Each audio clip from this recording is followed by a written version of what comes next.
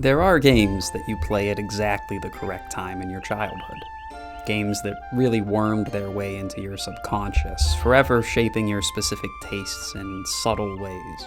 Games that you'll never really be able to give a fair shake or attempt objectivity at, simply because they mean a lot to you. That's how I am with Suikoden 2.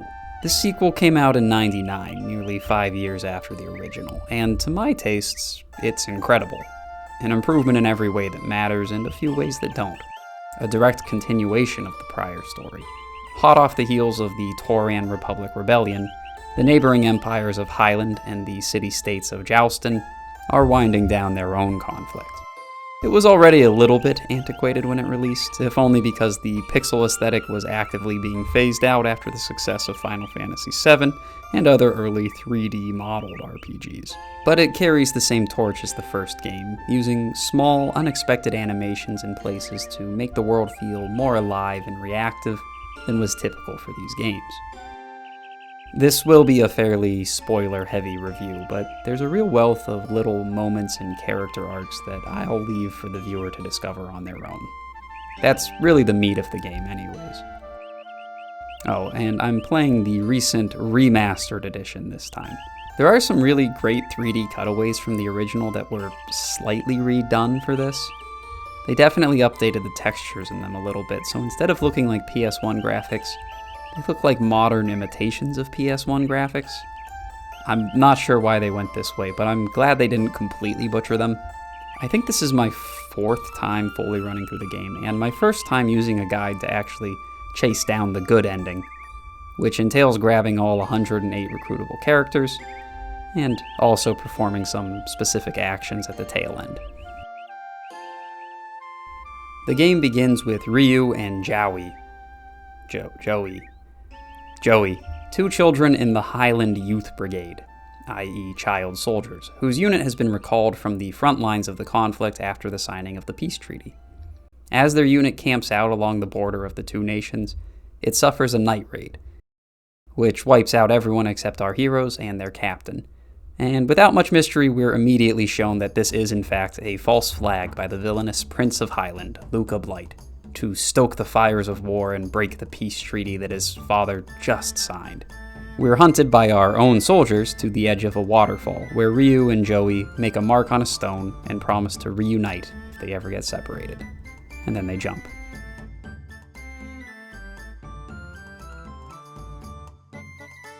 Ryu wakes up in Jotun, where he's found by returning characters Flick and Victor. They take us in for a sequence that is completely burned into my memory, the mercenary fort. Ryu starts off running chores as a sorta halfway prisoner, while the higher-ups figure out what to do with him. We're reunited with Joey, and then we make our escape and try to flee back to Highland. Suikoden 2 actually has an incredibly strong first act overall, with some big swings that set up the rest of the game nicely. There's a lot of quick characterization that sets up these characters, their friendships, and the nature of the world. We travel through a few frontier villages, recruiting some circus performers and meeting new people, then flee back to our hometown, where the pair reunite with Nanami, Ryu's sister, and quickly learn that the official story is their spies who sold out their unit to the enemy. After being disowned and nearly hanged, the trio flees the Highland Empire and returns to Jotun as the frontier villages become casualties of Luca's raids. In one of the villages we come across Pilika, the child who saved Joey from the river, whose family took him into their home. Rescuing her, we retreat to the mercenary fort. Luca Blight is one of my favorite villains in an RPG, partially because he is pretty much unredeemable. The dude just loves slaughtering folk. Possibly because he's the host of the Beast Rune. Possibly because his mother's kidnapping by Jotun during the prior war. Or maybe he just loves slaughtering folk. I've always really liked how he's presented though. Gilded white armor and a blue cape like a storybook prince, as he's constantly on a warpath that he'll do anything to sustain. And there's this scene where he forces villagers to beg for their lives before he kills them, and it's just another thing that's stuck in my memory. In contrast to the first game, Suikoden 2 does a very good job of establishing villains before we actually face them. In the first game, you'd maybe hear the next boss's name once or twice before you fought, but here, we see Luca slaughter 2 villages and kill a good amount of people that we actually interacted with, well before we have a chance to face him in combat. The mercenary fort gears up to make a desperate attempt at defending the frontier, but it does not go well. This introduces us to the war mechanic. At first, we only control one unit, but this is a fairly basic tactics game that is, at times, annoyingly balanced. Attacks are percent-based, and you either hit and get a wound on an enemy, or miss and nothing happens. 2 wounds to kill. There are times when you'll completely surround an enemy and wail on it for 3 turns with no success, but that may be a function of playing on the new hard difficulty, or sometimes there's a time-based trigger that needs to go off so a unit stops being invincible. A lot of these fights are nice diversions from the main combat systems, and once you get more recruited heroes later on, you can assign them to squads to increase their base stats and give them extra combat abilities. It's not incredibly deep, but it is a nice addition to the game, and it's a really neat way of showing large-scale combat, with tactical maneuvers and plot developments that would otherwise probably be told through text or cutscenes. Luca corners us in the fort and traumatizes Pilica to the point she becomes mute, but we manage to escape and flee to Muse, the capital city of the city-states. Along the way, Joey and Ryu become hosts to 2 halves of the Rune of Beginning. Ryu gets the Bright Shield Rune and Joey the Dark Sword Rune. In the first game, it was established that the creation myth for this world is a celestial sword and shield that destroyed each other, with their corpses forming the earth and the sky. The Rune of Beginning seems to be sort of an imitation of that. The 2 wielders are fated to be in conflict with one another, and the one who triumphs gains mastery over all conflict. Alright, well that's the prologue. I'm really running the risk of this becoming one of those 2-hour plot summary videos, and I do not want to do that. So I'm going to get vague from this point. Let's get into the mechanics a little bit more. Suikoden 2 improves on the first game in pretty much every way, although the bare-bones mechanical basics are still the same. The regular combat has a party size of 6, drawn from around 60 of the recruitable characters, with a few obviously superior choices, but generally any combination seems to run pretty well, so long as you pay a bit of attention to traditional party rules. They opened inventory into a shared system with limited size, which really eases the constant item shuffling from the first game, but the equipment system is largely unchanged beyond that point. Our characters can now wear up to 3 runes, which is the biggest change. And I'm not sure if there are actually many more runes in this game or if they're just easier to come across. But there's a good mix of useful boosting runes and magic runes, and being able to mix and match gives us a broader set of tactical options. And you'll occasionally stumble across synergizing combos that just sort of make the entire game a cakewalk. Although the new hard mode introduced in the remaster does a pretty good job of increasing the difficulty to the point where fights are interesting, without forcing the player to compulsively min-max and pick specific party members. A handful of good rune combinations can keep you progressing without hitting any hard blocks. Although admittedly I died a few times to the final boss and had to step back and shuffle things around and grab a support mage. Ultimately though, this is the sort of basic JRPG combat that indie developers have been innovating on for the past 20 years. It probably won't wow you as a modern viewer, but it doesn't get in the way of anything. We're still running on a sort of Vancian magic system. There are 4 levels of spell slots, and certain characters are more attuned to magic, which gives them extra damage and more casts. But there's also a background system, completely unexplained or mentioned on any menus, of rune affinities, where each character has a secret affinity score that we cannot see, which affects their capability to cast spells from certain runes. This is something you might not actually notice throughout the game, unless you happen to take Vicky into combat and start to wonder why she miscasts half her spells and blows the party up all the time. It's a funny trick, giving us someone who is so clearly styled as a ditzy wizard, and then making them horrendously incompetent in combat. It got me good, at least. Magic is incredibly powerful, but the limited uses between rests kept me using it sparingly during the sections where I couldn't remember if there was a boss fight. Personally, I like the balancing in the combat. You have enough resources to give you options, but not enough to spam an insta-kill spell on every random soldier. And it doesn't ever get to the point of layered system abundance that can feel completely overwhelming, which is something I see a bit more in modern takes on the genre. You'll be stripping back to basic attacks for the sort of JRPG filler fights that were everywhere during this time period. There's a lot of them here, although one sorta unique feature is that we can select Let Go when we outlevel a random encounter, and basically just skip it. You'll use this more than you expect, although with the added 4x speed and auto battle toggle, it's not as important in this release as the original. After Ryu and Joey reach the capital city, they're given a scouting mission to investigate the supply train of the massed Highland army at the border. They're caught, briefly shelter with Highland's princess, and Joey is left behind, for a day or so at least. He returns to the party, and the Highland Joustin' War kicks off in earnest with an attack on the capital, made easier for our enemies by Joey assassinating the mayor.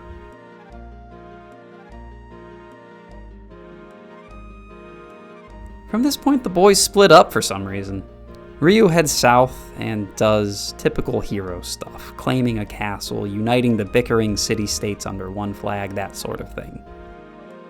We only catch glimpses of what Joey's doing, but he's got some sinister schemes and intense politicking going on. I think Joey is a more interesting character than Ryu. They both have essentially the same goal, ending the war by uniting both sides into a single nation, but Joey seems to be tainted both by exposure to his Black Sword Ruin and the tutelage of Luca Blight. While Ryu's story is just a gradual gathering of new banners to his army via do-gooding, Joey is out there marrying into the royal bloodline and orchestrating political assassinations to usurp the throne. We also catch glimpses of him running a completely parallel operation to our own, recruiting famous tacticians, convincing men-at-arms to support him, only, the other side of it. It's a really interesting duality that pervades the game. Ryu and Joey are essentially fated by the stars to combat each other, and once it gets rolling, they're fully unable to simply call everything off once they're both in positions of supreme authority over their respective armies. Even though they both want essentially the same thing. In a way, they never stop being friends, they simply have to keep at it because, well, they're fated to reenact the religious genesis of this world. Joey is an outright evil, although he does some devious things, and that makes the game feel a lot more mature than a lot of its contemporaries, where you're fighting the manifestations of evil gods, or clowns. The castle system is back and better. While you gather up your companions, they visibly upgrade the castle in more dramatic ways. Empty rooms get turned into taverns, dojos, restaurants, and the biggest single improvement from the first game, new companions sometimes unlock new minigames. Most of these are reflex or memorization games with multiple levels of challenge, or Stardew Valley's fishing minigame. Some of them, like the Iron Chef minigame, have some kind of insane calculations going on in the background, but as a player, none of it seems incredibly deep. They do interlink nicely, giving rewards you can use in combat or decorations for parts of the castle, or in the case of the cooking game, it's just kind of an interesting, goofy story. Although I still don't really understand why half the chefs who lose decide to seppuku on the spot. I guess that's why I could never be a chef. It all comes together to feel like you're really building something, a home. Not to be too blinded by my own nostalgia though, I'll admit, there are some things that could be done better. A lot of the recruited companions will wander aimlessly in the halls with only one or two lines throughout the entire runtime. But on the whole, they do try to give each star a bit more characterization in this game. There's also one NPC you can hire that can dig up backstories on your recruits, or give you hints on how to recruit certain NPCs you see in the wild. I really appreciate that they build in that discovery into the egg hunt aspect of the game. Dungeons are improved greatly from the first game, with slightly less linearity and more equipment rewards for taking the time to actually explore. There's still a lack of variety when it comes to puzzles, just a few very straightforward twists, mostly in the earlier dungeons.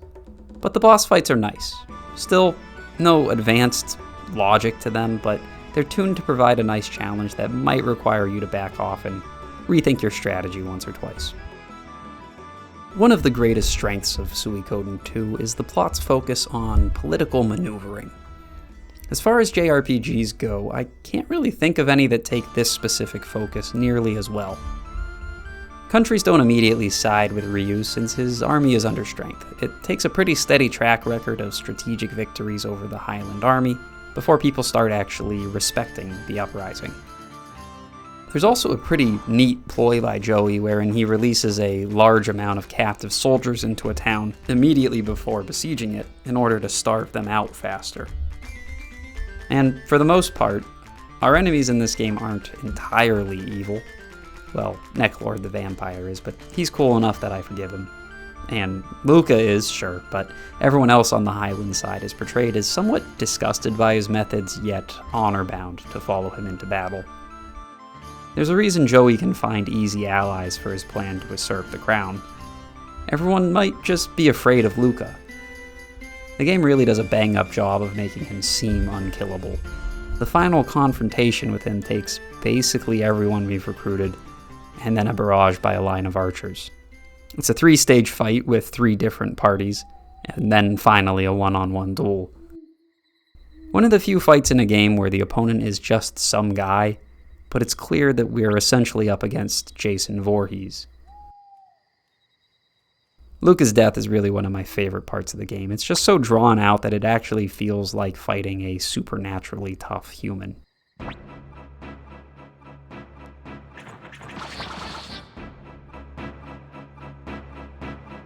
The other major draw is the music.